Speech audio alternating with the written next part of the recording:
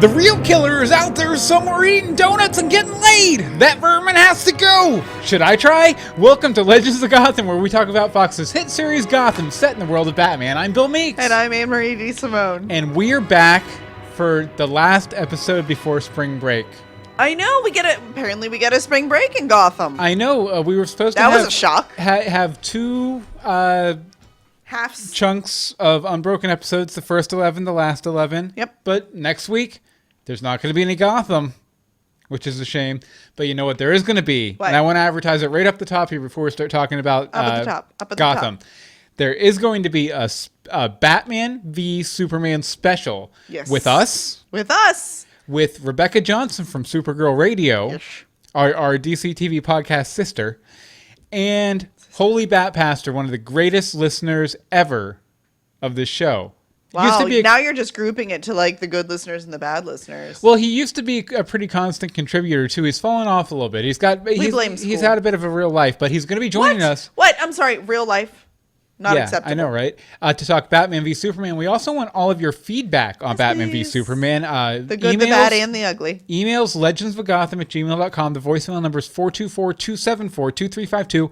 We're recording this Saturday, April 2nd at 7:30 p.m. EST at live.universebox.com. You can always feel free to hop in chat and tell us why we're wrong, too. Yep. I fully expect somebody to tell us why we're wrong. But it's sort of a little tease. After we're done with this episode, we are going to be playing. We sat down after we went and saw the movie initially last Friday night. Mm-hmm. We recorded a little 20-minute spoiler-free review. Yep. And we're going to be playing that for you guys after we wrap up with the show tonight. Yes. So... yeah, I guess that's all the preamble and plugs and whatnot. But the plug of this, the plug of that. Why don't we get to talking about some very not so nice people in a couple of different rather large houses? Anne-Marie, why don't you hit us up with the rhyming, riddling episode summary? Will Penguin be named the Van Dahl heir? Gotta admit, they have the same hair. Can Jim survive his time in Blackgate? The Warden is hoping to see him smacked straight. Is Bullock lonesome? He needs his Jim. Will his plot for escape turn things quite grim? Sasha's plan B... What? Oh, Sasha's plan B. Will Oswald commission her? Who can choose life when living as prisoners? Prisoners! Emery, what'd you think? This was fun. You like this one? This was a fun one. Mm-hmm. Yeah, I enjoyed... I liked the reveal. I mean, let's just say I did a lot of Falcone when I saw the promo pictures. The Chicken King. And then I think we literally went, when he came on screen. Yeah. So that makes me happy. Which, by the way, I do want to mention we have some chatters over at live.universebox.com. 8:30 p.m. EST on Tuesdays is when we usually record. We have Wynn and Bobby, and there was a Michael in there. There was a Michael. There was Bush Dillon. They come and they go, hey, Joel there's Joel from Portland. Yeah, all sorts of people are coming in. So, if you're watching, come on over to live.universebox.com and chat. But I rather like the episode, too. Did you then? Yeah, I definitely did. How did it compare to Batman v Superman? Nothing can compare to Batman v Superman. Oh, and Joel from Portland says he's here until he needs to leave. That's fair. Hope that's the entire episode, Joel. But we'll talk quick. Yeah, we'll talk Batman v Superman later. For now, we're talking Prisoners. And the first thing I want to talk about in Prisoners is, well, it's actually, there's a prisoner in a sense here. Yep. The Van Dahls. The Van Dahl family. The Van Dahl jewels. Yeah, and I'm wearing a tie. Yep, we try to be fancy. But after last week's little tease of the Van Dahls, the family of Elijah Van Dahl, who AKA is Penguin's Papa. The Penguin Papa. The Penguin Papa. We get a lot more in-depth look at him this week. The entire crew. And I have to say, what a wonderful, twisted, and tender when it comes to Elijah family. Yes. There was so much good stuff going on here. So many great dynamics going on. I would seriously watch an entire series based on the Van Dahls. Yes, please. Can we get a prequel to them? It felt very Dark Shadows, if you're familiar with the movie or the TV series Dark Shadows, which it has a bit more of a supernatural bent to it, but it was kind of like this macabre soap opera-y kind of thing. And Joel's working on a Batman v Superman review for us. Awesome. Thank you, Joel. Yay. But yeah, I really, really loved it. And honestly, I feel like we're not going to be in this world or with these people long, not just because Elijah died, but for several other reasons too. But I wish they could play it out a little longer. We were talking last night. I would love to see a sort of a rest of the season where it's Penguin and Elijah trying to catch the other Vandals in the act and like bring them down and everything. But obviously that's not going to happen because he's dead now. And Wynn in the chat room says, I wanted to see the Vandal ghost. Yes, that would have been fantastic. And she also says she's a fan of Dark Shadows. I'm not surprised at all, Wynn. I had you pegged as one, actually. I suspect, speaking of the Vandals, there was Grace, who was the mother. Yes. There was Sasha and Charles, who were the son and daughter, or the daughter and son, rather, as far as we know. But I suspect that Grace's husband was either non-existent or not abusive, and that this was all a long con by her and her children. Yeah. Like, because, she was... I mean, he could have been abusive and it'd still be a long con. Yeah, very true. But I'm just thinking that these people seem like the exact type of jerks to make that all up from whole cloth. Oh, yeah. Like, maybe they're not even her kids. Maybe they're just like, I don't know, her niece and nephew or like a random college couple she met somewhere along the way that they all decided to, bloop, bloop, bloop. do cons together or something like that. But it definitely, it feels like a long con straight from the start. And, one thing that I just really wanted to touch on was that the relationship between Penguin and Elijah is great. Beautiful. It's amazing. First of all, again, we have to give it up to Paul Rubens pulling out some dramatic work, which is something we don't expect from Pee Wee Herman. But we don't get it very often. Yeah, that's very true. But, great work by him. And again, it's still a lot of expository dialogue. Yeah. But at the same time, he delivers it really, really well. And I really love that Elijah decides to accept Penguin for who he is. He accepts him for him.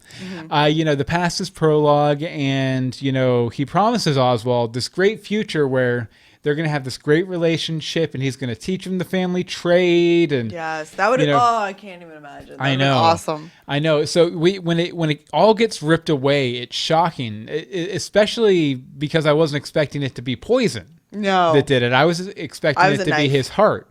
Oh, I was waiting for a knife. See, I expected Elijah's heart to give out, or like I had almost forgotten that they had poisoned the what was it, brandy or something.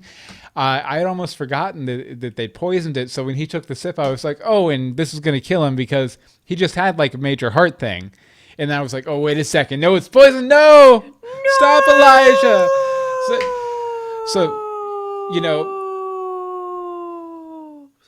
And as much as it was shocking to us, it was even more shocking to Penguin because Penguin had just been promised the world and a family that loved and accepted him for who he is, killer instincts and all, and it was just really sad. I feel that when Penguin discovers the other Vandal's part in all this, that he's going to give in to the pain that his father warned him against there at the end, and I think it'll return him to the pretty much the Penguin we know, except maybe he might be a little bit more thoughtful instead of just slashing them and just killing them and burning them and being done with it and moving on to the next Penguin adventure.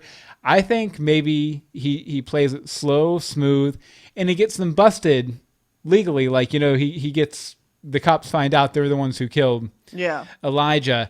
And then he gets left to the mansion, the suits, and the monocle, and all that stuff. Monocle. Penguin monocle. Oh, over in the chat room, let's see. Joel from Portland says, the thing that sucks is that even if Oswald killed all of them, he is still not entitled to the Vandal estate. And Wynn says that, right, Joel, Oswald needs a really good probate lawyer to contest the will. And then Joel brings up blood test. Yes, yeah, that would do it. Absolutely. Just don't have Ed do the test. Or have Ed Or do the have test. Ed do the test. I 'Cause- mean, it could work in his favor.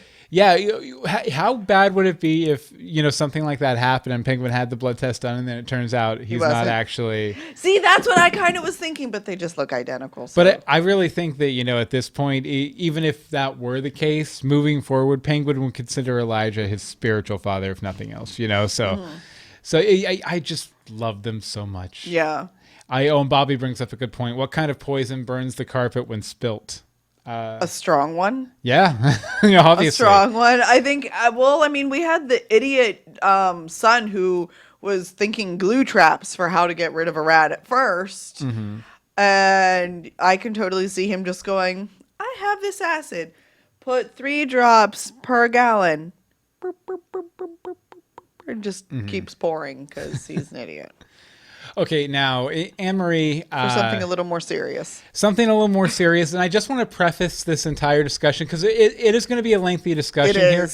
I normally joke about dead kids. Oh. I'm going to refrain from doing that for this episode. Thank you. Just because there's a very serious topic involving... A dead kid. Yeah, a dead kid. So I'm going to refrain, probably. Go ahead, Anne-Marie. Okay, so Lee and the baby. What is that? You're being all proper, or are you telling me to be all proper? Oh, I'm just straightening up a little bit. Oh, I'm sorry. I'm slouching tonight. Okay, so when Lee finds out she's pregnant, we can assume she's probably around 2 months, 1 to 2 months. So that's at the end of the half season, correct? Yeah. That was when we found that announcement. Then we 4 weeks passed. did 2 separate month-long jumps. Yeah, so that's 2. And that's at least a month long. Like the last one was actually probably like a month and a half because it was a 4-week trial. They have to have pre-trial and all that stuff. Jim hasn't heard from her in weeks after she has written a lot. So we can go with what are you doing to me? Hi, my camera's moving now. Another like 2 or 3 months maybe have gone on. So that puts her at about 6 or 7 months pregnant when she loses the baby. Mm-hmm. That's some hardcore, like, a miscarriage itself is very rough. Yeah. And it's a very rough plot line to create a baby and then get rid of the baby before it happens. Mm-hmm. But that late in the game, it's not even just a miscarriage, it's a stillbirth. Yeah. Like, this is a baby that in all reality could have been born and survived in some capacity and didn't. Yeah, which makes it all the more devastating and tragic. But let's just be real, though. This plot line kind of feels like it was written as an excuse for Morena, I never know how to pronounce her name, to be off of the show for a while promoting Deadpool and having the actual baby. Because probably right around now is when all the Deadpool promotions started. Very possibly. And then as soon as that was over, she had the actual baby. Mm-hmm. So they kind of gave her some time to where she didn't have to be carrying bags of groceries and stuff. Right. Well, I mean, they already had her pregnant, so there was that. But the time jump, even like last time we saw her, she was a lot bigger than she would have been at 4 months for her first baby. Mm-hmm. Speaking from the experience, people. So there's that. But the results of it is very traumatic. Just the fact that they killed a baby. Yeah. After 2 weeks ago saying no killing of babies. I don't know. I just can't even imagine how they're going to how this is going to affect Jim once it all sinks in. Especially since he wasn't there to take care of Lee. He's going to have that guilt. Mm-hmm. Like he had enough guilt for being sent to jail with an exceptionally pregnant Lee and trying to send her away and all that, but then she lost the baby. Yeah, and I'm sure the stress from him being in prison will probably end up being part of it. I guarantee it. But it's a very kind of sticky situation in general, which leads me to my point, which a lot of times you refer to a pregnancy like Leslie's as a plot baby, and they flip this plot baby into a plot miscarriage, or a more extreme term, as you were saying. It's the real term. Yeah, but I'm just gonna say, for one, I'm really glad they went this route. Yeah, because too often we get a baby, and this is what plot baby refers to, is a baby or a pregnancy is introduced to punch up a show after the first season or 2 or 3, when the show starts to get a little stale, let's throw a baby in there. It'll push along the relationship arc, etc. Yeah, like Cousin Oliver from the Brady Bunch. You know how every sitcom brings on a kid in the 3rd or 4th season, that sort of thing. Sort of thing. But you seldom see a potential plot baby taken back in such a fashion so quickly.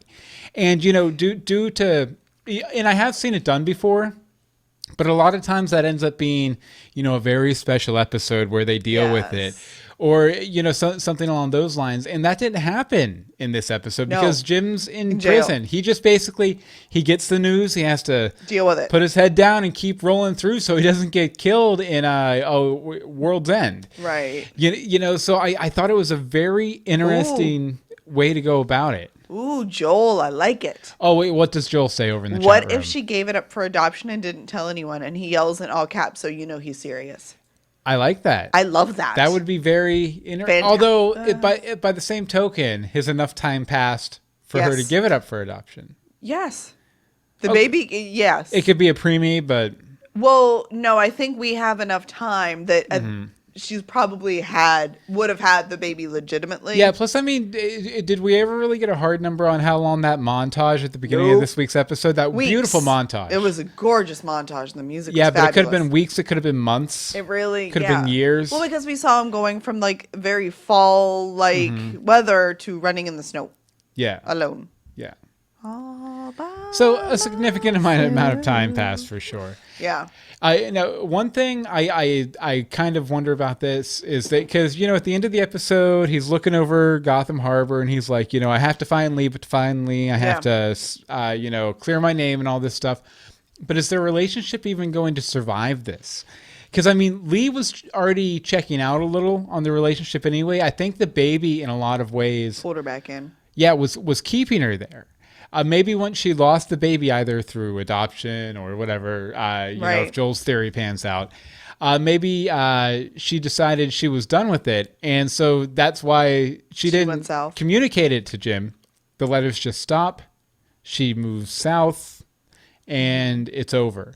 Yeah, I wouldn't be surprised if they went in this direction because ultimately I don't see Jim and Leslie being a couple for a long, long time. Well, by the time Bruce becomes Batman, if nothing else, just because by the time Bruce becomes Batman, in every version of the story I've ever seen, Leslie knows. And I can't see Leslie knowing, being married to Jim and not telling Jim that Bruce is Batman.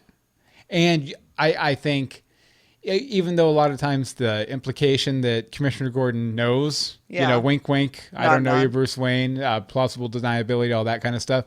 I don't think their dynamic would work if he knew outright that Bruce was Batman. Like if he admitted to himself that he knew, kind of thing. So yeah, some very interesting stuff.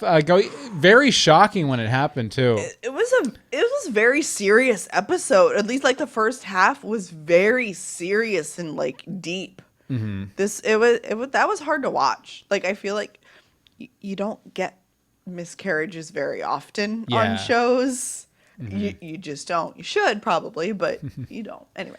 Yeah, and Joel from Portland says prison montage showing Jim's transformation into Andy Dufresne from Shawshank Redemption.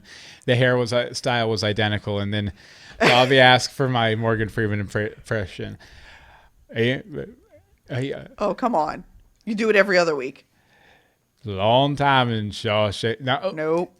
Andy Bruce Wayne. There it is. There we go. Andy Bruce It's Wayne. been a while. Call back on that one. Okay, so you want to talk a little bit about the Chicken King. Babak! The Don is back, ladies and gentlemen. Don Falcone is Andy back. Bruce Wayne. Oh, see, now you're just going to do it the whole episode, huh? And he swam through 30 miles of... Never mind. Jim Gordon swam through yeah, there it is. So, Don Falcone is back, at least for this episode, and what one can only assume, at least a few more from the way it was set up, where I have people who can get you out of the country. I can get you a safe place in Gotham. Da-da-da-da-da. Do you think he's back For good? I don't think he's back for good. How much back do you think he is? How much back do I think he is? I think I could see him maybe being in one more episode. One? That's it? But he's kind of left the stage, you know? But I don't want him to leave the stage. Here's what I want to see. He brings an element of sophistication to I'm not drinking, it's coffee. To the crime scene in Gotham and ups the quality of the criminal. Like I feel like he is why they're wearing all the nice fancy Italian suits and like everybody is dressed nice, they're drinking the good wine and all of that. Will he go over Butch and Tabby and just go, "What are you two doing?" Just done. Because I feel like that would be his reaction to this, would be like, Butch, but what is she? Like, that's, no. Yeah. And then, like, when Penguin corrects again, because that's only a matter of time, let's just be honest, will they be friends or foes? Mm-hmm. Because where did they leave off? Well, I kind of, when I heard that Falcone was coming back this episode, I was kind of thinking that he was going to get mad at Butch. Just because Penguin won Falcone's kingdom fair and square kind of thing. Yes. Where Butch kind of just, took over. He stepped into the power vacuum that was there, that left by Penguin. And he, at first, obviously he didn't even really know what to do with that power. No. And he wasn't enjoying it. So that's what I was thinking was going to happen. But now, I don't know. I feel like Falcone's kind of out of the game, and he's there to help Harvey/Jim a little bit, but that's about it. So is he a plot device? Yeah, a little bit, I think. Interesting. I think probably a combination of them wanting to have the actor back on one more time. Because we all wanted him back. Yeah. Nobody wanted him to leave. Everybody was mad when he went to, I believe he came to Florida to go fishing. He's right outside the door right now. But I kind of would like to see how he would react to all of the monsters lurking down in Hugo Strange's lab, especially one specifically feisty redhead that has been teased and teased and teased and just finished filming their scenes for the season finale. That would be an interesting rematch. Wouldn't it? Yeah, definitely. Because they'll have an upgrade. He won't. So, I don't know. I want him back more. Very interesting. And it was cool to see him back. Although I wonder how Harvey got his number. Like, did Harvey just have it and was waiting? I think that's something that Falcone would have left with them. Because... Yeah. Well, they bonded in last year's season finale. Exactly. For sure. Exactly. Like, he obviously bonded with Gordon because he's like, I can never repay you. He's like, we're friends.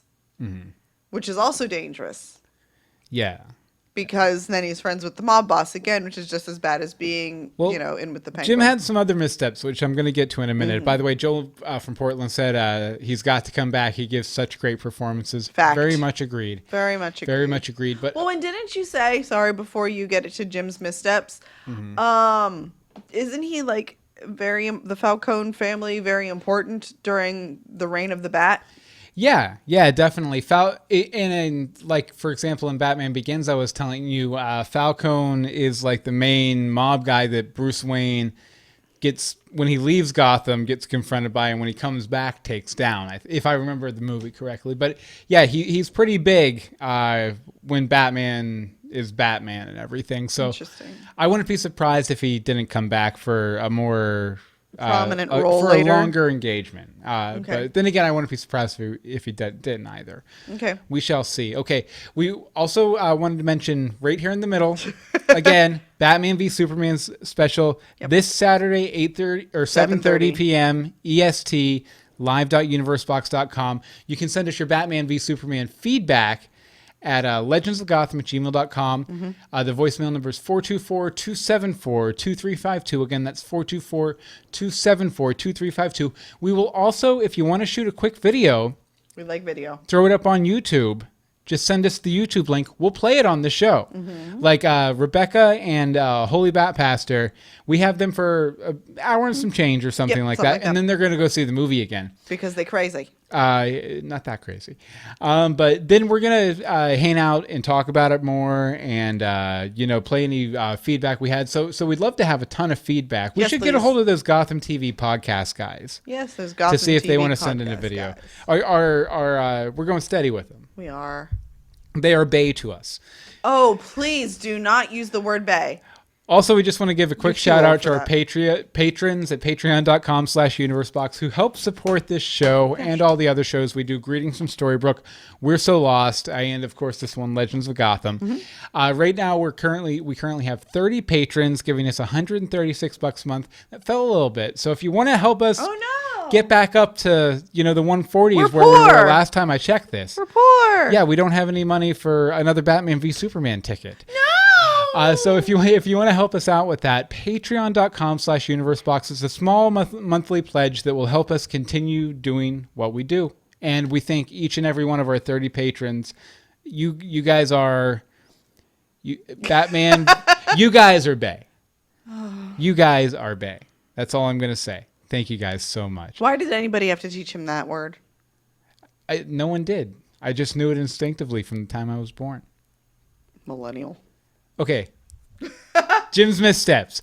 Okay, first of all, I feel like breaking out of prison, while it was probably the smartest move he could have made because he was probably going to die, while it was the only move Jim could make, it was ultimately a dumb one. Yeah. Because, Harvey tells him in this episode that Harvey Dent is willing to reopen the case. He's probably going to be less helpful after Jim breaks out. And how... Even if Jim clears his name at this point... He's broken out of jail. Yeah, he's still going to be guilty of breaking out of prison. He's going to have to go back to prison and serve time for that. Unless there's some crazy plot device or something, which there probably will be. Of course. Because there has to be, but it does seem like a really dumb move. One other really dumb move Jim made in this episode, I feel like him removing Puck from the infirmary killed him. Like, he was there, he was on life support, he had medical attention. Yep. And then he pulls him out from the machines, rescues him, and he dies 20 minutes later. They didn't even have him strapped to a thing in the back of the ambulance. He was sitting up in a chair. He was like, "Hey, I love you, Jim." Yeah, that's what it was like, and it was just wrong. It was just wrong. He was all pucked up, that's for sure. But you wanted to talk about him, right? I did a little bit. I feel like Puck is the beginning of Gordon's redemption arc. You think? I feel like because obviously we have to give him a redemption arc because while he didn't kill Pink Eye, he killed Galavan. And so he must be redeemed. Otherwise, how will he ever become Commissioner Gordon? Mm-hmm. So one of the main things that Puck harps on. Oh, by the way, Wynn agrees with me that Gordon killed Puck. Yeah, basically. Is that he didn't want to die in prison like his grandfather before him. And so Jim makes that happen. I mean, he doesn't live much longer, but he did not die in prison. He dies in his prison clothes with his prison friends. Yes, in a prison escape. Mm. But he does not die in prison. Mm. But I do believe that in Jim's eyes that is part of his redemption because he saved him from dying in prison. Yeah, I was glad there was some motivating factor there for Jim to stop being such a sad sack. But what else was he gonna do? He's in jail. I know, but you know how we talked last episode where as soon as what's his name, Barnes confronts him about things, he just, even though he's not guilty of the crime Barnes is confronting him about, he kind of just gives up the ghost and he's like, yeah, whatever. I'm guilty. Defense. Yeah, well, he had some defense, but the guilt from Galavan was weighing on him, and the guy before Galavan at the beginning of the season. That guy. Both of those things were weighing on him so much that he was like, okay, well, I deserve this. Mm-hmm. And so he didn't have any fight left in him. Yep. And, that's also part of the reason why his life was in danger, too, because he didn't file an appeal. Even the most guilty death row guy files an appeal, which didn't allow for that protection. Right. So, I'm glad, if nothing else, Puck was able to, light a little fire under Jim's butt. Mm-hmm. And speaking of little fires, Wynn says Puck equals Jiminy Cricket, which I can totally get behind. So he was the conscience? Yeah, and he was very kind of like Gosh G. Willikers, too. Yeah, he really was with his very properly buttoned up self. I stole a car. 6 years, though, for stealing a car? And I'm the voice of reason. Is 6 years normal? Well, he was for also stealing from a car? criminal family, which also meant he was probably from the poor part of town, which probably meant he got a worse judgment than one normally would. Okay. That's how I justify it anyway. Oh, okay. Well, justification there. Yeah, and as much as I loved Puck, I loved the cop who was helping Jim throughout the Yes. episode a whole lot more. Yes, I want him back. He was just a solid dude all the way around, down to the last scene where he's like, okay, knock me out, but Just avoid my teeth. I just got him fixed. yeah, I just put $1,000 in my mouth. Don't hit my mouth. Make it pretty. Yeah. I just love that he kind of, and I wonder, because they never really showed how he got hooked up with Harvey. Falcone. Was it Falcone? They said that Falcone had people in Blackgate.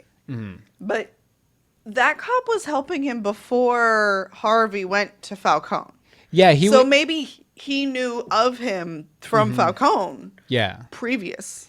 Yeah, and we both thought that maybe that actor has been on Gotham before. So if anyone out there knows that he's been on Gotham, because for a second I was like, is he the guy that was running Arkham? But I was like, no, I went and looked it up. He died. Yeah, he died. Now, they can bring actors back for multiple roles, but I went and looked up the actor, and it wasn't They do look similar, but yeah. But let's see. Just a solid dude all the way around. One of my favorite I just read ahead to your next point, and I'm giggling. One of my favorite minor characters this season, for sure. Yes. Okay, so I think this is a thread that I'm continuing to pull from last week, a couple weeks ago. Yeah, I really think Harvey Bullock's days are numbered. Because you get just one little scene of him in the GCPD with Ed. Ed. This episode. But, Ed realizes that Harvey's trying to clear Jim's name, which that can't happen. Ed already doesn't like Harvey very much. Nope. And now that he knows that Harvey is actively trying to hunt him down, even though Harvey doesn't quite know it yet, he's not going to just let him do that. No. Like you could already see in his eyes the wheels turning, and okay, this is a situation I'm going to have to deal with, and I'm kind of happy about it because I already don't like Harvey. Right. It gave him an out. Yeah, so I definitely, I'm sticking with my prediction, and I'm doubling down on it, that Ed is going to kill Harvey Bullock before the end of the season. Maybe next episode. Maybe when we go into the woods. Into the woods. Into the woods. Into the woods. Into the woods. Into the woods and out of the woods and killing Harvey Bullock. That's my prediction. Okay, so slightly random, off-topic-ish. How long has Grace been replacing Elijah's heart medication with mints, and how did he not notice? Yeah, I mean, like when you put the pill in your mouth and you taste the mint, you're like, wait a second, that doesn't taste like aspirin. That tastes like Altoid. Like, that doesn't make sense to me. Though he was rather sheltered. Maybe he lost all feeling in his tongue or something. Maybe rich people don't use mints. Maybe they have like a toothbrush assistant or something that comes in instead of popping a mint to get fresh breath. They just have somebody brush their teeth for them? them? They have someone come and brush their teeth real quick. Interesting. That's a little odd. Well, I'm just spitballing here. Yeah, it's not sticking. But she obviously kind of wants him to die because she's replacing his medication with mints. She's not exactly thrilled that he drinks the poisoned alcohol that was intended for Oswald. Well, I think the reason she wasn't quite thrilled about that is because she realized that it would point back to her because she was the one who poisoned the alcohol and her fingerprints were all over it, which is why she kind of signals for her son, hey, dump that, please. I'm surprised he figured out what she was gesturing at because he's an idiot. Bobby brings up a really good point. Maybe he has no sense of taste because he obviously didn't taste the acid in the drink. Elijah didn't. But he doesn't drink alcohol because of his heart. I think he used to, though. He used to, but it's been a while. Maybe this was a new brand or something. I don't know. Maybe all the mints over the course of the past several months all just taste buds, so he couldn't taste. Me too. So he couldn't taste the acid. Maybe. I don't know. Maybe. I don't know. But yeah, it was a little. Yeah, it's a little. Could have done a little more there. I agree. They could have. I don't know. She could have had a thing of sugar pills or something, sugar still, or a bottle of aspirin, Well, and it also, yes, that would have actually made it significantly more sense. But it was weird that it was like an empty bottle of pills, and she was adding one mint. one mint. Like, just dump the whole thing in. Yeah. That way you don't have to do it again for a few weeks. Why do you have to do it every day? Come on, Grace. Come on, Grace, get it together. You used to be a waitress. You should know more about efficiency. Oh, but did you notice that she called for the chef to make him chicken soup, which is what he would get at the diner? Yeah. I liked that. That was cute. It was so sweet if she wasn't trying to kill him. Yeah, pretty much. Okay, speaking of people who don't love each other, I wanted to talk a little bit about, and this is something I think we might have touched on briefly beforehand, Yes. but the asexual penguin, we get in this episode, and I think we're really getting in the entire series. Yep. Because we've never seen Penguin involved in any sort of romance before, have we? No, Or even or interest. making googly eyes or picking up a cheap Gotham prostitute or anything like that. We've seen none of that. Nope. The most odd relationship has been with his mother. Yes. And when she bathed him. Yes. As an adult in the living room. I was going to say, that we have had these theories of potential abuse in the past, the creepy baths, etc. Yes. I've tended to, in modern times, especially this season, lean away from those, but this is definitely more evidence for that theory because, a lot of times victims of abuse, they will not pursue relationships when they get older. Rightly so, scarred and whatnot. But he's totally freaked out by Sasha's advances in the bedroom, and she just corrected me because I put Grace instead of Sasha. But he's totally freaked out by his stepsister's advances, Sasha's advances. And he slides out from under her like fantastic. a rocket. Like he's just fantastic. like, no, I do not want to be here. Phew. Control yourself, woman. Practically your brother. That was fantastic. Yeah, and I think, and I also don't think that if Charles had tried, it would have worked. I think bottom line, I think Penguin Oswald Cobblepot is not a sexual being. I don't think he's too awkward and he's too big of a thinker. He has too many other big plans in his head for all that romantic stuff. It's just weird because that's the first time we've ever seen it broached. Mm-hmm. Oh yeah, it's never been mentioned. It's never been anything. And I do think, considering that, I'm not usually one who roots for romantic subplots in TV shows, but I think it would be really interesting to see. I don't know, maybe if someone actually falls for him and he's like, ugh. Yeah. Or, he falls for someone else, but he's too awkward to really, although we've kind of got that kind of flavor with Ed, but I mean, Penguin could take creepy stalker to a whole new level. Yep. Honestly. Mm-hmm. But yeah, I think the penguin, Pinky Pants, I think he's asexual. Mm-hmm. And I think that's okay. I think it is too. Bobby over in the chat room says that IMDb says Donald Logue is in all 22 episodes this season. May say that. One, IMDb is not accurate. It's user editable.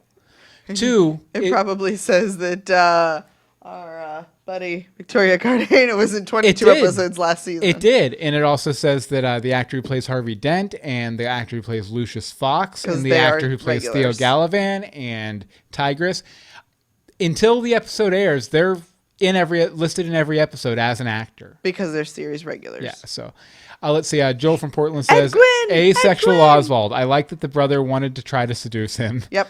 And then Joel says, Edwin. Mm-hmm. Edwin. Mm-hmm. Okay, you wanted to wrap up with a little bit of talk about Penguin's grandpappy, right? The grand penguin. The Grand Penguin. The Grand Penguin. No, so when Elijah's father killed himself, it was because he suffered from dark impulses. And then his mother sheltered him from all the temptations of Gotham, which is funny because that's kind of what Penguin's mother did with him, was sheltering him from all of the darkness that was Gotham. She probably knew about all of the demons in Elijah's dad's world because she worked in the house. Oh, yeah, that's very true. So maybe that was part of that. I did think it was interesting that they both had sort of that weird overprotective relationship with their mother and stuff. Yeah, but maybe the overprotection of Elijah is what saved him from really having those dark impulses because he just didn't quite get it. Mm-hmm. Or is that part of what was happening in the sleepwalking in his Christmas Carol outfit? Yeah, you know what? By the way, I love the Christmas Carol. Yeah, episode it was for kind of sure. fantastic. But I was thinking that I think the sleepwalking is going to come back. I don't think he was actually sleepwalking. I feel like there's either something in that office that's going to help Penguin, Mm-hmm. or Elijah put something there, did something there Mm-hmm. that's going to help Penguin. I feel like That office is important. I feel like that's kind of a Chekhov's gun sort of situation where if they mention the office, it's going to come up in some other way, Right. maybe next episode. Yes. Very possibly next episode. But yeah, and I did enjoy the fact that, we find out that the Penguin's particular brand of crazy is genetic, Yep. Which Genetic crazies. which is pretty cool. That is kind of cool. So I thought that was fun. Excellent. Okay, well, it's time for the arbitrary scale to find out what we thought about this episode. Let's see here. And I'm thinking as I'm typing. That was supposed to be less than 3. There we go. Don't mind me. I'm trying to put hearts it's in the fine. chat room. Okay, And it didn't work out right. So let's see here. Out of 456 awkward advances, how many awkward advances do you give this episode? 456. Out of 456. That was nice and easy. I'm going to give it 424 awkward advances. Why? Great episode. Loved it. I can't believe I'm going to say this. I'm sad they are killing Pee Wee Herman. I just love the Elijah character. I'm really sad that we're already losing him. I'm hoping maybe he'll come back in a flashback or two. Because I feel like we need that. And I mean, the emphasis was so much on ghosts in this episode, which we didn't really talk about. Ooh, an Elijah ghost. I Yeah, love that. I love that. Talk about a plan B. Keep the plan B jokes to yourself. I will. So, yeah. So there's that. Okay, Joel from Portland gives it 456 Oh, awkward it was practically advancers. perfect in every way. Nope, not practically. It was perfect. Oh, it was. And one gives it 422. As for me, Yeah. I'm gonna give it like 445 awkward advances. Okay. And maybe just a hand on the knee. Just a little like graze. Little graze. Graze to check out the reaction. See if it should go farther. No, because I really loved it. I thought it was a really interesting episode that was largely, except for that one scene in the GCPD, completely set outside of the Gotham we know. It was all in the prison in Blackgate. And Van Dahl. And the Van Dahl. Oh, something else I wanted to mention here. By the way, Bobby says 431 awkward advances. One thing I'd be remiss if I didn't mention is all the season 1 callbacks that were in this episode. I was expecting. Yeah, we get a mention of Commissioner Loeb. We get a mention of the Red Hood Gang. Falcone is obviously in here. We get a flashback to Fish. The Child Snatchers. I'm not sure if the Child Snatchers, was that a reference to It was a Selena particular Kyle episode. Yes. And then also I believe that the diner that Bullock and is Falcone, the one that they've had meetings in. yeah, they always meet up in. It was in the first episode. So yeah, this was like lots of season 1 callbacks. This was a season 1 the episode, and Joel from Portland has to peace out for some Cub Scouts. So see you later, Joel. Adios, Joel. Okay, but So long, farewell. yeah, lots and lots and lots of good stuff. Loved every second. I think that. Sorry. Oh, no, go ahead. I'm just gonna cut you off mid speech. I think that all the callbacks were going. Hey, don't forget that these plot lines have happened. Yeah, not necessarily. I mean, and it was kind of interesting too because we were talking a little bit about it. Just that this season has felt so different from season 1. It's like, oh yeah, they're happened. the same world, and these Yeah. things can come back. Maybe I don't know, Renee Montoya and Crispus Allen could come back somewhere down the line. That'd be nice. That'd be nice, Gotham creators. But you know what? Hashtag Gotham writers. Now It's time for the news. News. Gotham held even at a 1.3 rating, Yep. which I get is good. It's good. Let's just be honest. It was up against the Supergirl Flash crossover, which was kind of a big deal for some people. Probably a lot of people who don't watch Supergirl, who watch Gotham, tuned in over there because they watch Flash or something like that. So it's one of these moments. what are you going to do? I mean, there's so many subpart show on. Sometimes they take some of Gotham's audience, It's the quality show, the one quality show on the air Monday nights at 8 p.m. Stop that. Okay. But we do, like we said, there's going to be a skip week next week. There will be an episode Spring of break Legends. next week. Although we'll still have an But we'll be episode. sick. for Batman v Superman. Yep.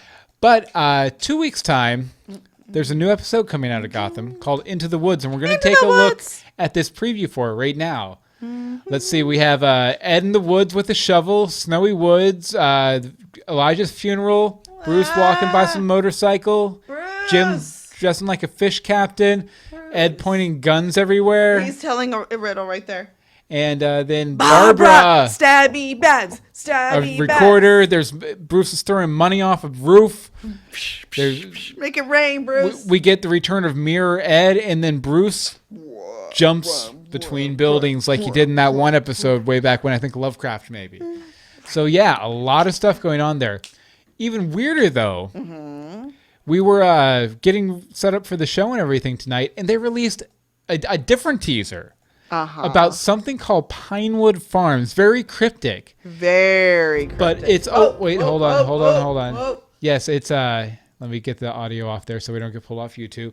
But yeah, Better Life. Pinewood Farms. Very hashtag help me. You didn't say anything over that stuff. Yeah, it all happens so fast because it's kind of like this very calm, like, oh, come to this resort, Pinewood Farms, or this nice tranquil place, Pinewood Farms. And then it cuts in with like a blood splatter, Bruce Wayne's face going, ah!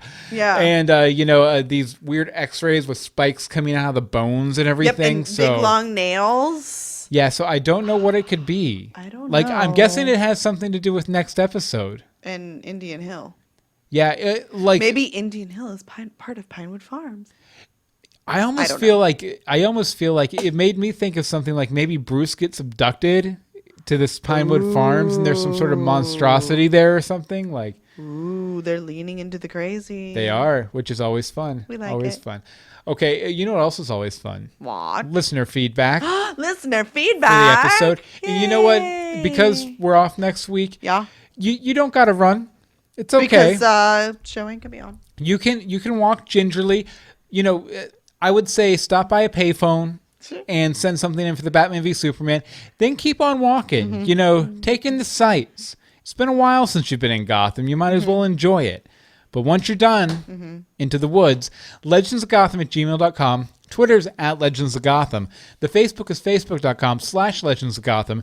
And the voicemail number is 424-274-2352. Again, that's 424-274-2352. And as usual, we're starting off with Bobby. Take it away, Bobby. Hey, Millennium Rates, Bobby. Hey. So I did not see that coming at all. I didn't think they would just write Lee's character off like that. But it almost seemed a bit out of character. But I guess she didn't just leave. I mean, apparently she'd been writing him for weeks. And then she lost the baby. And then she just stopped writing. And it had been a few weeks. So between this episode and the last episode, which I think was the one that had that commercial break that lasted for a few weeks, I think more time has elapsed than in the whole first season of Gotham. Yep. But it was really cool to see like a Jim Gordon centered episode, being as that was how, that was the origin of this show. That was supposed to be like Jim Gordon in the Gotham Police Department before all the crazy started happening. So it was really cool that they brought it back to that for a moment. It was cool to see for them to talk about some of the things that he's done over the course of the show and not have to revert to like a clip show. I mean, we know what they're talking about when they talk about the Red Hood gang and they talk about the kids that he saved and whatnot. It was really cool for that guy to come in and stick up for him. It was a shame that he had to die in the end, but I guess he didn't. At least he didn't die in prison. Of course, Very it was true. cool to see Falcone for a moment. Bullock was spot on. And then who doesn't love a good Oswald Cobblepot me story? It was a I am Oswald Cobblepot. Gobblebot. shame that Pee-wee had to die so soon, Yep. but it's going to be really interesting to see just what happens. I mean, he wasn't able to change the will, even though he accepted Penguin for who he was and whatnot. And so it's going to be interesting to see if the Vandals keep him around or what Oswald's reaction to this is going to be. Can't wait for the next episode. So on a scale of 37 prison shanks, I'll give it 33. Nice. Yeah, and got cut off, I guess. Oh, no. But yeah, prison shanks. That was a pretty wicked prison shanking. I know, but sure. I like that we didn't know about the blood. I mean, we all knew he was going to live. Yeah, it was a very tense commercial break. That's Very for sure. tense commercial break. I'm like, ah! Okay, next up we have Mike. Take it away, Mike. Bill, this is Mike Cosper. I can see where this whole thing with the escape of soon-to-be Commissioner Gordon is going. Since he's off the force, his new base of operations is going to be, guess what? Dramatic pause. The Proto-Batcave at Wayne Manor. Thank you very much. like This it. has been Mike I love Oswald. that. I like it. Yeah, because I mean, Well, who maybe else he does can he have figure to out go to? what's on the computer finally. That would be nice to know. Although, will Alfred? Let him in. I get, yeah, because I mean, he helped Alfred But he doesn't- find Bruce just a couple weeks ago. So Well, just a couple weeks ago is now like 4 months ago. just 14 years ago, last episode of Gotham. No, but I mean, I think Alfred would help him out because I mean, he helped Alfred out with some shady stuff. So I wouldn't be surprised. Yeah, I mean, Alfred basically said, I was going to kill a man, Mm-hmm. but Bruce ran away to do it himself. Okay, let's see here. I do have one YouTube comment I want to read, and then you can wrap up with the letter. Okay. Okay, so from Riozen over on YouTube, in response to our episode Poor Pengy Pants, because we were talking about Bruce and Selena kind of sneaking up on each other, doing the Yeah. Batman-esque thing. And Riozen says, actually, the sneaking up on each other and being quiet, they both naturally do that on their own since season 1 because Selena told him he walks quiet and Bruce said the same thing to her. So this is something they've been playing on since season 1. We've been so wrapped up into season 2 we forgot about it. I know. That was another So- season 1 callback then. Yeah, thank you, Riozen, for the you, correction. Riozen. And you want to wrap up with this letter from Joel from Portland? All right. Excuse me. Hi, Bill and Anne-Marie. It's Joel from Portland. Let me start by saying that I've been critical at different times of the acting, writing, or delivery through past episodes, but never all at once. This episode hit the mark on all 3 and reeks of Emmy nomination.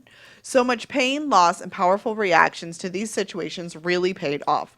No one chewed the scene, save some for the Oswald arc, this entire episode. Harvey delivering the bad news about baby Gorkins felt legitimate as his voice went thin and empathetic, and Jim's response made sense after being on the inside for a few weeks.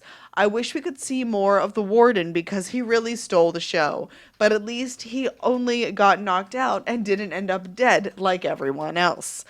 Pour an ounce. Gorkins, Baby Vandal, and Peter Pan. I think that's Puck. Thanks, guys, and until next week, I'm a Boy Scout. Yeah, and Bobby says, thank you, by the way, Joel. Yes, thank you. Bobby also says, I kind of thought we'd see Barbara this episode. Yep. Didn't she wake up at the end of the last one? Yeah. Yep. But thank you guys so much for your feedback. As we said, Yes. stick around if you want to hear our spoiler-free review Mm-hmm. of Batman v Superman for our Batman v Superman special this coming Saturday, which will be out on the feed right after.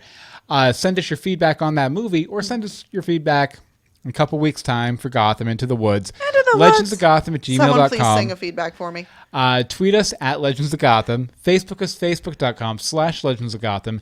And the voicemail number is 424-274-2352. Again, that's 424-274-2352. Okay, Anne-Marie, where can people find you online? You can find me on Twitter at DeSimone. And as for me, you can follow me on Twitter. You can follow all of the podcasts we do at universebox.com. And you can pick up my superhero series Dog Boy Adventures, at dogboyadventures.com. And we want to thank our chatters who come out every Tuesday, 8:30 p.m. EST to chat with us and vote on the title, which I put all the title ideas in there. Yep. So those of you on the podcast or on the YouTube, stick around for our spoiler-free review. And other than that, join us next time for more Legends of Gotham. There's music. It's coming up. It's building. It's going to happen. Dun, dun, dun, dun, dun. What?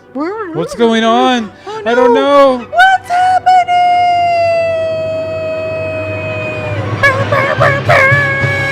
Cobblepot. Poor Puck. Poor Puck. Poor Puck. Stabby Babs, Stabby Babs.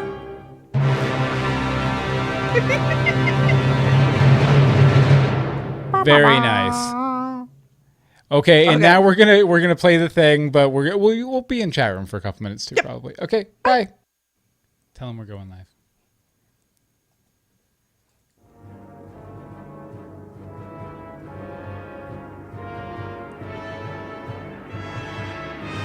Hello. Hi. We just saw Batman v Superman, Dawn of Justice on the premiere night. Premiere nights. Friday, Except that March 25th? Except half the internet has already seen it and is cranky about it. Well, I don't think it's half the internet It who's seen it. feels like cranky half about the it. internet.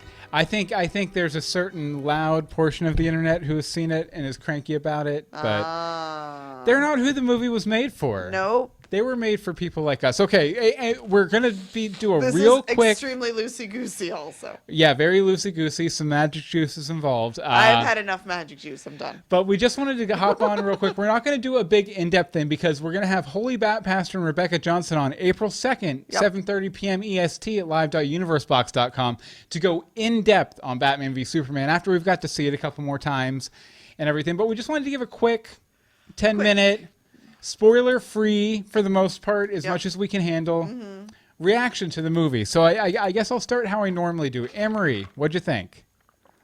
I liked it. You liked it. Why? I think it really hit a lot of what we were expecting. It was a good intro for all of the movies coming soon. Minus Suicide Squad, I really wanted somebody to make an appearance. Yeah. Anybody, somebody. But no, I enjoyed it. I love Batfleck. I'm sorry. From the second they announced that Ben Affleck was going to play Batman, I was all hearts and happy. Yeah, I did. I said this right after we got out of the movie too. But I felt like while he was a little underserved overall in the plot of the movie, I really felt like he embodied the Batman. He is the Batman. Yeah, he is the Batman. The Batman backstory that was done beautifully. I thought it was very pretty as well as effective. So I liked it. What about you? Oh, I loved it. No way. I know, shocker, right? No way. You liked a superhero movie? I know, especially one with Superman in it. Superman? I know, but I thought it was great. Like, I thought especially, and I really felt like in a lot of ways it was Superman's movie. It was. And that might just be my own bias speaking. I'm wearing the hat right now. But I really felt like it was Superman's movie. I felt like the biggest arc was in Superman's character, him kind of learning to accept his role in society and trying to figure out why people weren't so excited that he was there, trying to be a good guy and everything. Why must there be a Superman, more or less? Which actually, if I have one big complaint about the movie, it's that they didn't credit Elliot S. Maggin, one of my favorite Superman writers, for a lot of the thematic stuff they worked with in the movie. Like, particularly, why must there be a Superman?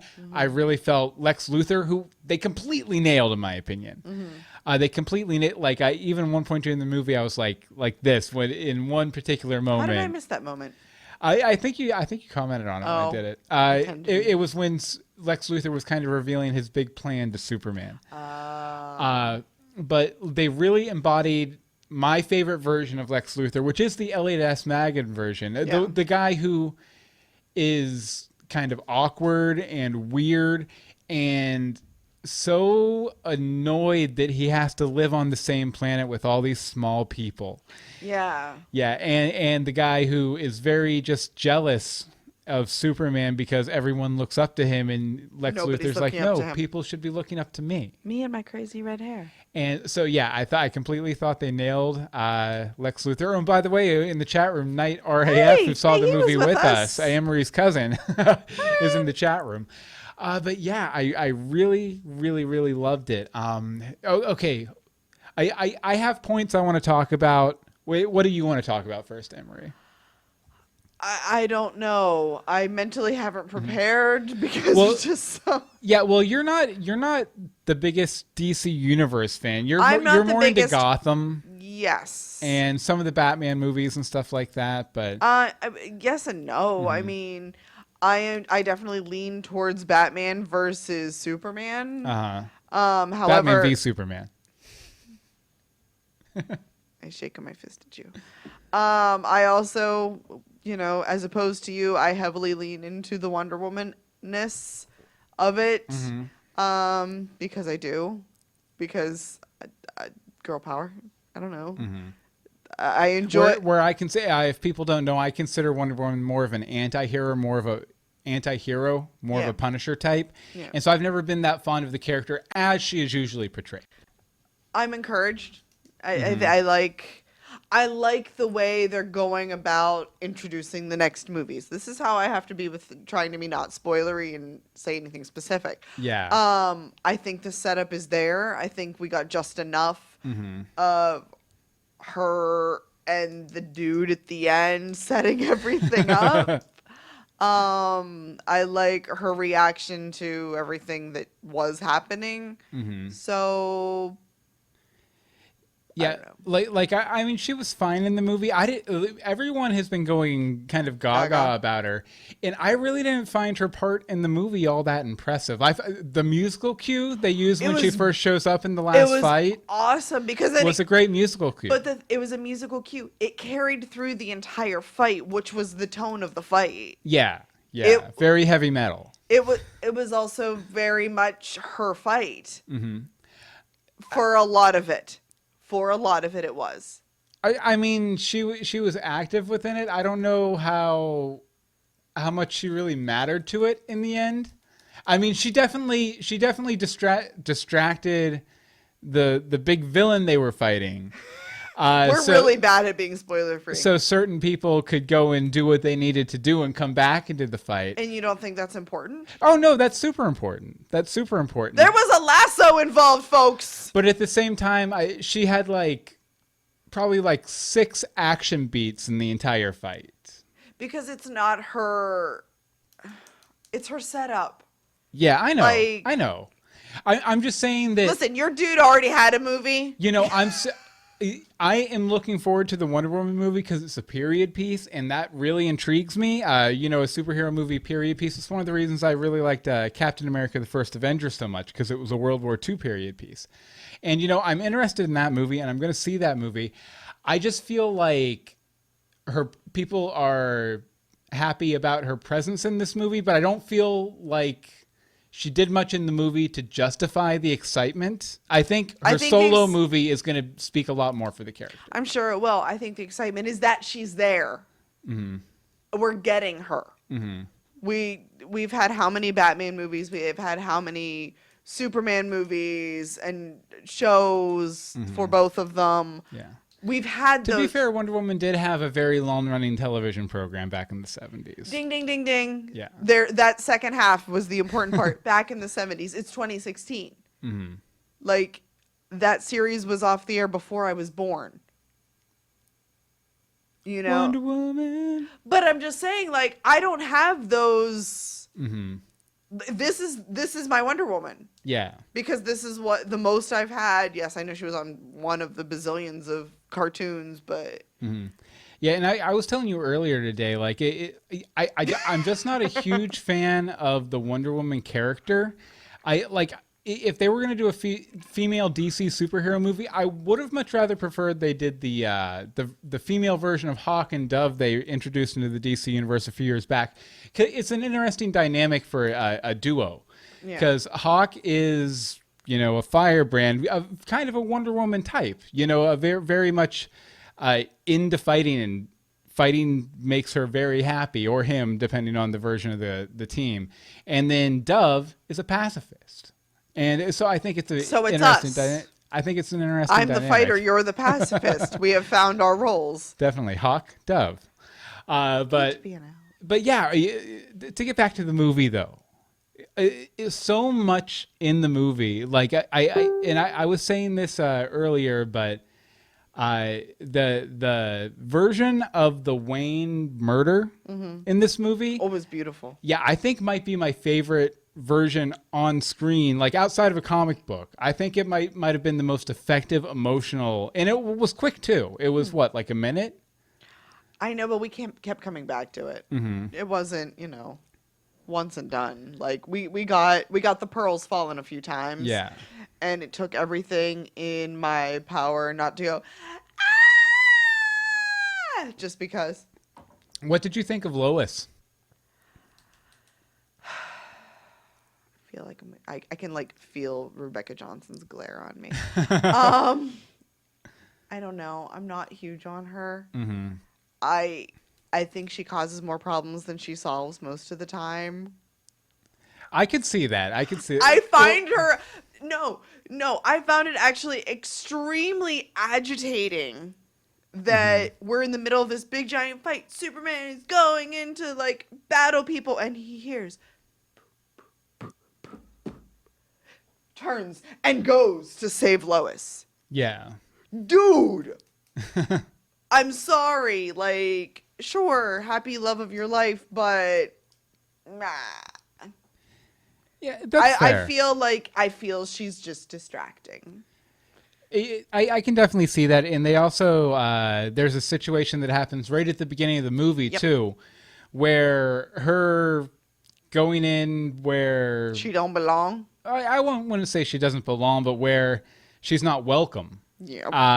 Kind of causes an international incident. Yes, it does. And I think that's kind of interesting too. But that's kind of the character too. Lois is someone who's a character to me whose curiosity supersedes just about everything else about her, and that's one of the reasons Superman loves her. Because she's very curious and she's very strong-headed. If she has a question in her head, she won't stop until she gets the answer to that question. I think Amy Adams portrays that pretty well. I think Amy Adams does a beautiful job, but I don't really like Lois. Although I will say that, before Man of Steel, before she was in Man of Steel, I knew her best from being the female lead in the Muppet movie. Oh, there's that too. So I keep seeing that character sometimes when she's being Lois Lane. She's like dancing and singing. Yeah, I was a little disappointed. I felt like the Daily Planet crew still got kind of the short shrift in this movie. Perry had a little bit more to work with than he did in Man of Steel, but not much. Nope, not much at all. Not much. Okay. Anything else you want to talk about here in the spoiler-free review? General impressions. General impressions. See, I know that you feel like it nailed it all, everything that you could possibly have ever wanted. Mm-hmm. I'm really looking forward to watching it again so that I feel that way. Yeah. For some reason, I have this like meh on certain parts. It was good. Mm-hmm. It was a very good movie. Like in a very general way, what are some of your meh parts? I can't at this moment. I knew them at the moment. I can't spit them back out right now. Mm-hmm. This is why I want to see it again without a margarita. Knight RAF in the chat room says he agrees with me that Lex was in this movie was great. Oh, Lex was fantastic. Yeah. Give me a Lex Luthor movie. Mm-hmm. Like, as to why he's doing all this. Mm-hmm. Other than just, he's a jerk face. Because right now that's all I've got.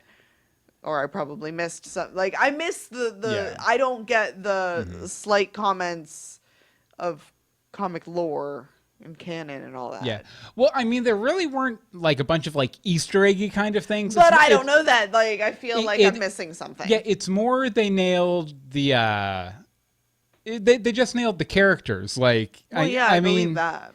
You go and you watch an adaptation of Hamlet, and if they get Hamlet right, you don't have to have seen every production of Hamlet to know that they nailed Hamlet. You just get a sense of it from, kind of like the emotional truth that the actor's portraying. And, I mean, the written words are the same, but you get my point that it came across in the words and the actions of the characters. It wasn't Easter eggy and wink, wink, nudge, nudge kind of references. It was more just, okay, they understand these characters. Yeah. So, Knight RAF says he's never actually read a comic book. That's interesting. Yeah. But yeah, it like I said, it wasn't like wink, wink, nudge, nudgy kind of stuff. It was more just, they got the characters. I believe it. Yeah, I believe it. And I mean, there were a few little things like that, but there weren't many, really. Yeah. Like there were just like little nods and hints, like and this was in the trailer. The painting on the Robin costume. Yep. I'm actually kind of sad that was all we got of that, and that it was in all the very early promos. Yeah. Because there wasn't any expansion on it, really. Well, I think what Zack Snyder has said that, you know, you'll get a sense of that texture in the theatrical version. Then in the extended version that they're going to be releasing, I guess actually that's a lot of what they cut out was kind of fleshing out the universe as it has existed up until this point, particularly Batman's universe. Like, I want to. So maybe all of the stuff that you're complaining they didn't give him enough to work with is what is on the cutting room floor. Which we'll get in, I think, August when the July. extended edition comes out. Well, looking forward to that. Definitely. But okay, well, that's about 15 minutes. So I think that's about all we're going to talk about it for now. But next Saturday, April 2nd, 7:30 p.m. EST at live.universebox.com, we're going to be joined by Rebecca Johnson, Derby Kid of Supergirl Radio. Yep. And one of our great listeners over on Legends of Gotham, a Holy Bat Pastor, to talk about this film in depth. And we want your feedback, too. Yes, so please. if you have feedback, shoot us an email, legendsofgotham@gmail.com, or send us a voicemail. Either just send us an MP3 to that email address, or leave a voicemail via telephone. Via the telephone. Via bat phone at 424-274-2352. Again, 424-274-2352. And, okay, you know what? I will throw out an arbitrary scale right now. After first viewing, arbitrary scale. Okay, out of 43 spent bullet casings, how many spent bullet casings do you give this movie? This episode of Batman v Superman. 43. Oh, I feel like I'm gonna end up being too low, and I'm gonna get all of the haterade thrown at me. Out of 43, I want to go 38. 38. Why? I don't know if I just missed something, or I don't know what's missing, but something was missing for me. Mm-hmm. So does that make sense? Yeah. I feel like there was there was like a chunk where I was like, it might have just been your my viewing. It might have just been the margaritas we had beforehand. It may have been the margaritas and the fact that we were in the second row watching it like this. Yeah, that's true too. We ended up getting really close seats. Yeah. Okay, and as for me, just really quickly, out of 43 spent bullet casings, 47. I'm going to give it 52 because Remember the 52. it was amazing, and I can't believe how amazing it was. And I'm going to go see it again tomorrow, and I'm pumped because I get to see it again. Hopefully sitting a little bit farther away I'm from sure the it'll screen. be a little further back. But we'll be talking about this a lot more next weekend, April 2nd, 7:30 p.m. EST, live.universebox.com. For now, I guess we'll go ahead and close things off. But thank you guys so much. Bye. Bye. Have fun storming the castle. I always feel like I have to say that there. I don't know why. You can. It's fine. And I did. You did. It's good. I really can feel the haterade and like the laser eyes coming at me after that. From Rebecca. Yeah. No. You'll be fine. I said the opposite of everything she says. I'm like, I don't like Lois Lane. And we're going to kill the stream. Night, guys.